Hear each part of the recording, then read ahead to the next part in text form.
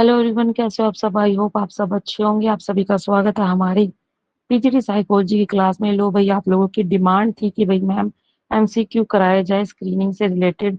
तो आप लोगों का जो स्क्रीनिंग टेस्ट है उससे रिलेटेड मैं एमसीक्यू प्रैक्टिस सीरीज लेकर आई हूँ। तो आप लोगों को थोड़ा आइडिया लग जाएगा भी किस हिसाब से आएंगे क्वेश्चन। तो ये बेसिकली जो भी हम एमसीक्यू कर रहे हैं वो बेसिकली एचपीएससी की जो स्क्रीनिंग टेस्ट है उसके ही पीवाईक्यू रहेंगे। तो उससे रिलेटेड ही हम क्वेश्चन करेंगे। तो आज की क्लास जो है, जो एचटेट वाले भी कर सकते हैं और साथ ही साथ यूजीसी नेट वाले भी कर सकते हैं। जरूरी नहीं है जिनका एचटेट हो गया वो स्क्रीनिंग की टेस्ट कर रहे हैं तो वो ही करे। चाहे आप एचटेट की कर रहे हैं चाहे यूजीसी नेट की कर रहे हैं, आप कोई भी है वो कर सकते हैं। तो basically HPSC PGT psychology screening test की हम तैयारी कर रहे हैं। तो अपने बारे में जो थोड़ा सा बता दूं कि मेरा नाम दीपाली चंद है। मैंने एचटेट साइकोलॉजी से क्वालिफाई कर रखा, साथ ही साथ यूजीसी नेट साइकोलॉजी से क्वालिफाइड हूँ। और स्टार्ट करते हैं। हमारा फर्स्ट क्वेश्चन ये रहा आप लोगों की स्क्रीन पर। पहला क्वेश्चन में ये पूछा गया है कि कौन सी जो थ्योरी फॉरगेटिंग से रिलेटेड नहीं है। हमें बताना है कौन सी फॉरगेटिंग से रिलेटेड नहीं है। Disuse theory, interference, प्रिजर्वेंस, consolidation theory या रीइंफोर्समेंट थ्योरी। देखो ऊपर के ए से ए बी सी ये बिल्कुल ठीक है। फॉरगेटिंग की ये तीनों की तीनों थ्योरीज जो है आती है, लेकिन रीइंफोर्समेंट जो थ्योरी है वो किससे रिलेटेड है? वो लर्निंग से रिलेटेड है। ठीक है, वो लर्निंग से रिलेटेड आ जाएगी थ्योरी रीइंफोर्समेंट। तो ऑप्शन नंबर जो डी है वो बिल्कुल करेक्ट हो जाएगा, क्योंकि रीइंफोर्समेंट जो थ्योरी है ना वो किससे संबंधित हो जाती है? वो लर्निंग से संबंधित हो जाती है। बाकी की जो तीनों है ये फॉरगेटिंग से संबंधित है, रिलेटेड है। ठीक है, तो चलिए नेक्स्ट क्वेश्चन पर चलते हैं। हमारे क्वेश्चन नंबर सेकंड में पूछा गया है कि जो बिग फाइव डायमेंशन है ना थ्योरी पर्सनैलिटी की, वो किसके द्वारा डेवलप की गई थी, किसने बनाई थी? तो वो जो बनाई थी वो थे मैक्रे एंड कोस्टा के द्वारा। मैक्रे और कोस्टा के द्वारा बिग फाइव डायमेंशन दिया था इन्होंने। तो करेक्ट आंसर हो जाता है सी। देखो, बिग फाइव मॉडल भी कहा जाता है, बिग फाइव डायमेंशन भी बोला जाता है। क्यों? क्योंकि इसको इन्होंने पर्सनैलिटी फाइव तरह की बताई थी। डायमेंशन दिए थे पर्सनैलिटी के: ओपननेस, कंसेंशियसनेस, एक्सट्रोवर्जन, एग्रीएबलनेस और न्यूरोटिज्म। इन तीनों, इन पांचों को मिलाकर क्या बोला जाता है? क्वेश्चंस बोला जाता है। और एक और बात जो है वो आप लोगों को थोड़ा ध्यान में रखनी है, क्योंकि जैसे कि आप लोगों को पता है मैक्रन क्वेश्चन ने बिग फाइव मॉडल दिए। कैटल का जो आपने वो पढ़ा था ना पर्सनैलिटी, 16 पीएफ पढ़ा था। तो 16 पीएफ यानी कि कैटल ने जो ये 16 पीएफ दिया था उन पे दोबारा फैक्टर एनालिसिस का यूज करके उसमें से ग्लोबल फाइव निकाले थे। क्या निकाले थे? ग्लोबल फाइव निकाले थे। ग्लोबल फाइव ट्रेट निकाले थे। ठीक है, आप समझ रहे हो? कैटल ने कितने दिए थे? 16 पर्सनैलिटी फैक्टर दिए थे। फिर दोबारा फैक्टर एनालिसिस का यूज किया, फिर उसके बाद क्या निकाला? ग्लोबल फाइव निकाले।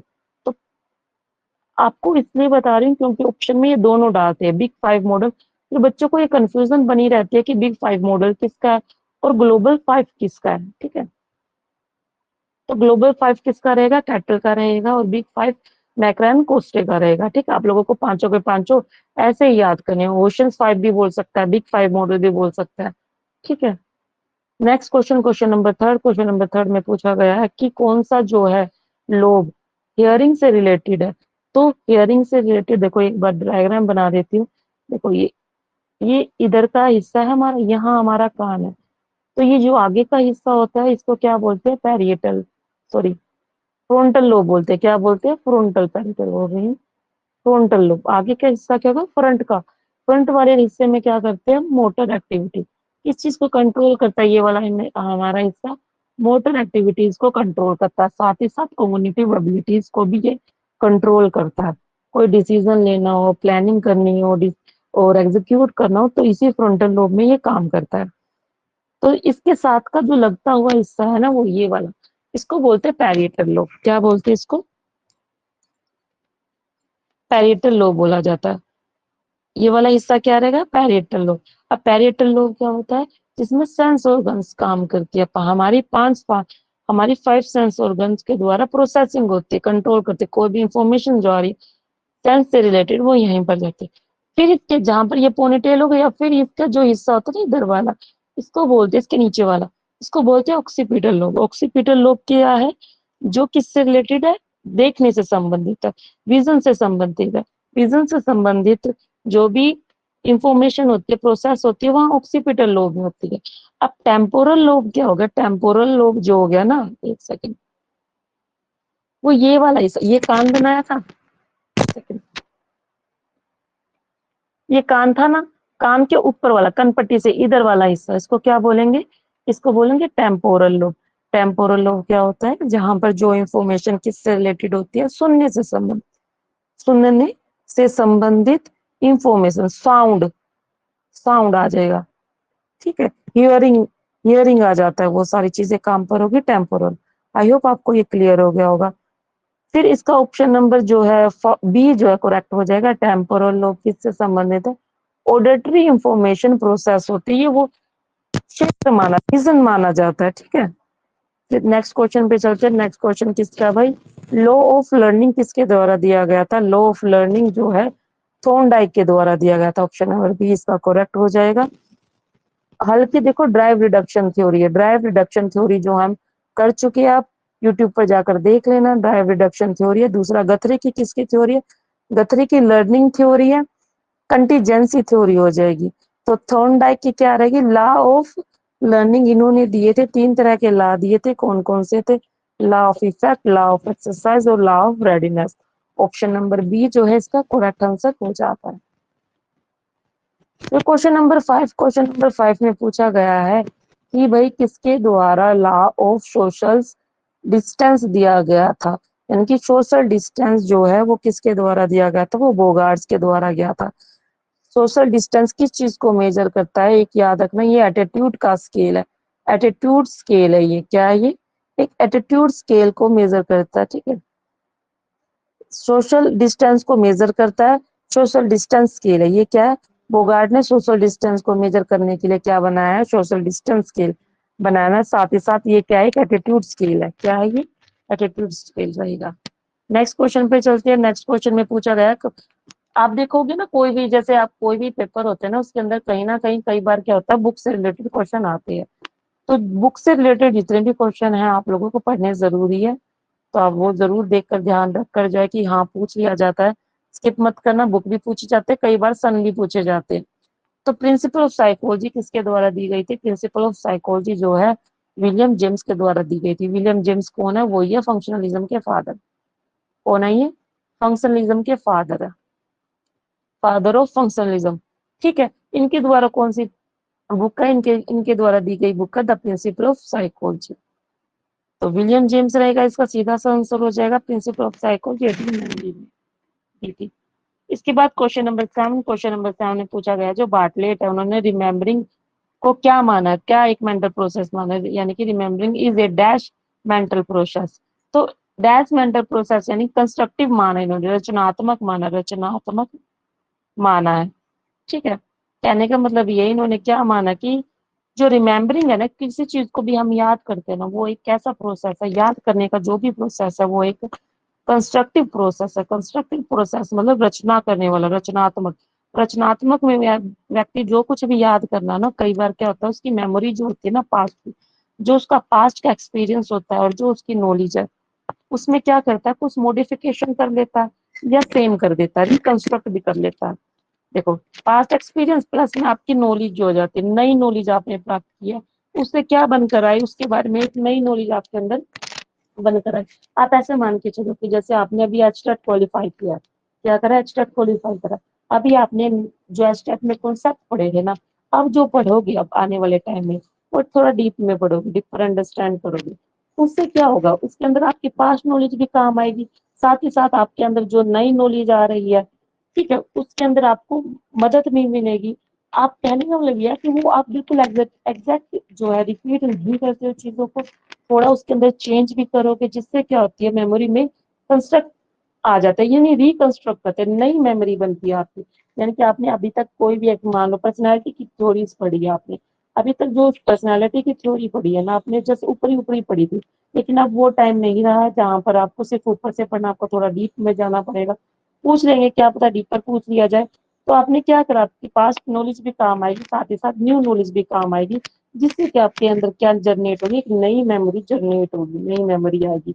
आपने क्योंकि एडिशन करा ना, रचना भी इसके अंदर क्या कर दिया, ऐड कर दिया अपनी तरफ से, क्या है, नई चीजों क्योंकि आप सीख रहे हो, सीखते सीखते आपने नई चीज ऐड करते चले गए, ये क्या होगा, रचनात्मक के अंदर आ जाती है। ठीक है, बार्टलेट के द्वारा दी गई थी। क्वेश्चन नंबर 8 में पूछा गया कि जो मास्टर ग्लैंड है ना, वो कौन सी है मास्टर ग्लैंड, किसे कहा जाता है। देखो मास्टर ग्लैंड जिसे कहा जाता है वो पिट्यूटरी ग्लैंड कहा जाता है। क्यों कहा जाता है पिट्यूटरी ग्लैंड को मास्टर ग्लैंड, जस्ट बिकॉज, क्योंकि ये जो पिट्यूटरी ग्लैंड है ना, ये और अदर ग्लैंड्स को भी कंट्रोल करता है। क्या करता है, अदर ग्लैंड्स को कंट्रोल करता है, कंट्रोल करता है, इसलिए इसको क्या बोला जाता है, मास्टर ग्लैंड। देखो कैसे कंट्रोल करता है, कई बार क्या मान लो कि एडर्नल ग्लैंड है, कोई एडर्नल ग्लैंड है, ये ग्लैंड है, ये अपना काम नहीं कर रही, तो पिट्यूटरी ग्लैंड क्या कहेगा, यहाँ से हार्मोन से रिलीज करेगा, तो बोलेगा चलो ये हार्मोन से रिलीज हो जाओ और जाकर एडर्नल ग्लैंड को बोलो अपना काम करे।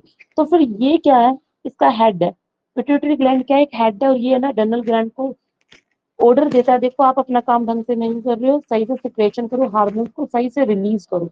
तो इससे क्या हो जाएगा, इसलिए इसको क्या बोला जाता है, मास्टर ग्लैंड बोला जाता है। क्यों, क्योंकि ये अदर ग्लैंड, जो भी ग्लैंड और जो ग्लैंड्स है उन सबको कंट्रोल करता है। पिट्यूटरी ग्लैंड सिंगल एक ऐसी ग्लैंड है जो अदर ग्लैंड को भी कंट्रोल करता है। आई होप आपको ये समझ में आ गया होगा।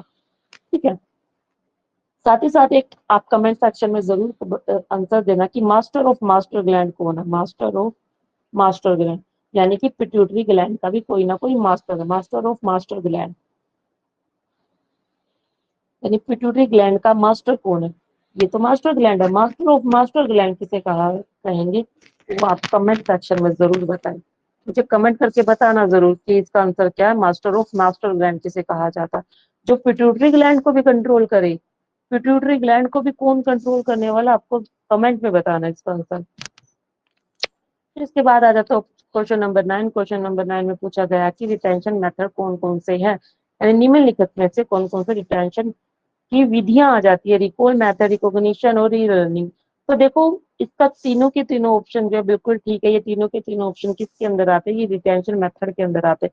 क्योंकि कि कोई चीज हमने याद कर ली तो रिकॉल करते, रिकॉग्नाइज मैंने पहचान करना, रीलर्निंग करना, जो सीखा हुआ है उसको दोबारा रीलर्न करना, ये तीनों के तीनों मेथड किसके अंदर आ जाते हैं, रिटेंशन के अंदर आ जाते हैं। इसलिए ऑप्शन नंबर जो डी है हमारा ठीक हो जाता है। ठीक है, लास्ट का आज की क्लास का हमारा लास्ट क्वेश्चन है, Gestalt psychologist contribute most in the area of, बताना कि जो गेस्ट्रॉल साइकोलॉजिस्ट है सबसे बड़ा योगदान किस क्षेत्र में उनका रहा है। तो उनका हमें भी पता है कि गेस्टाल्ट ने क्या दिया था, होल सम्स की बात करी थी, यानी कि होल ज्यादा इंपॉर्टेंट है किससे, सम से ज्यादा, उसके पार्ट से कहीं ज्यादा उसका संपूर्ण संपूर्ण महत्व रखता है, महत्वपूर्ण है उसके भाग से। तो ये किसके अंदर आता है, ये परसेप्शन के अंदर आता है, परसेप्चुअल ऑर्गेनाइजेशन दिया इन्होंने, ला दिए इन्होंने। तो गेस्टाल्ट साइकोलॉजिस्ट का सबसे मेन एरिया कहाँ हो गया, परसेप्शन आया, तो ऑप्शन नंबर जो सी जो है इसका बिल्कुल करेक्ट आंसर हो जाता है। परसेप्शन पर इन्होंने काम दिया है और उन्होंने क्या माना है कि व्यक्ति जब भी कोई वस्तु को परसीव कर रहा है ना, किसी भी स्टिमुलस को परसीव कर रहा है, वो एज अ होल करता है, ना कि उसके पार्ट्स पर फोकस। आप इस पीपीटी को देख रहे हो, आप इस पीडीएफ को देख रहे हो, तो इससे क्या देख रहे हो, आप क्या देख रहे हो, इसको कंप्लीट देख रहे हो ना, ना कि आप इसके पार्ट पर फोकस कर रहे हो। आप ह्यूमन, सामने कोई ह्यूमन खड़ा है तो आप उसको, जैसे ये राम खड़ा है, राम को अलग अलग परसीव नहीं कर सकते, ये राम की दो आंखें हैं, ये नाक है और ये मुंह है, या फिर ये कान है, उसके अजीब सा बन गया राम, लेकिन फिर भी अंडरस्टैंडेबल है। तो आप इसको क्या देखते हैं, एज ए ह्यूमन देख रहे हो, कंप्लीट। हम जो भी चीज वस्तु परसीव कर रहे हैं, सामने आपके सेब पड़ी हुई है तो सेब को एज ए कंप्लीट देख रहे हो, वो सेब है, ना कि हम उसके पार्ट पर फोकस कर रहे हैं। आई होप आपको ये सब जो है आज के क्वेश्चन हमारे जो है अच्छे लगे होंगे। तो आज की क्लास सिर्फ इतनी 10 क्वेश्चन ही ठीक है, इनफ है। और भी ज्यादा इंक्रीज करेंगे जब हमें अच्छे सा रिव्यू मिलता रहेगा कि हाँ आप लोगों को अच्छी लग रही है क्लास, तो मैं इसकी स्ट्रेंथ धीरे धीरे इंक्रीज करती रहूंगी। ठीक है, थैंक यू भाई। आपसे मिलते हैं नेक्स्ट क्लास में, कॉन्सेप्ट क्लियर, सिलेक्शन पक्का होगा। आई होप आप सबके लिए ये क्वेश्चन हेल्पफुल रहे होंगे। टेलीग्राम ग्रुप को अगर ज्वाइन करना चाहते हो, कमेंट सेक्शन में आपका इसका लिंक मिल जाएगा। साथ ही साथ चैनल पे जो भी नया है वो सब्सक्राइब कर ले। मिलते हैं आपको नेक्स्ट क्लास में, बाय बाय, सी यू।